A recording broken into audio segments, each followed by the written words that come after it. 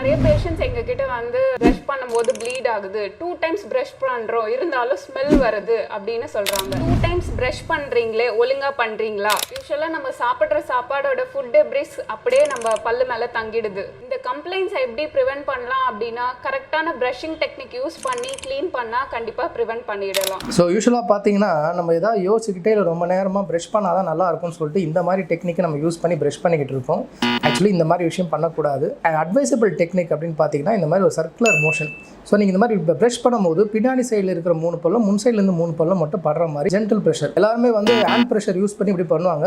You should use only your wrist pressure. And front சைடில் பார்த்தீங்கன்னா பல்லு இப்படி தேய்க்கிறது, இந்த பக்கம் கீழே அழுக்கு, அந்த பக்கம் போகிறதும் அந்த பக்கம் அழுக்கு, இந்த பக்கம் வர்றதும் இதே மாதிரி டெக்னிக்கில் தான் நம்ம யூஸ்வலி பண்ணுவோம். இப்படி பண்ணக்கூடாது. இன்ஸ்டெட் நீங்கள் வந்து இந்த stroke motions, gentle strokes and from up side to down and down side to up and inner surface of the டூத்லாம் பார்த்தீங்கன்னா எப்படி உங்களுக்கு ஆக்சசிபிளாக இருக்கும். Just gentle swabbing motion and gentle rubbing motion.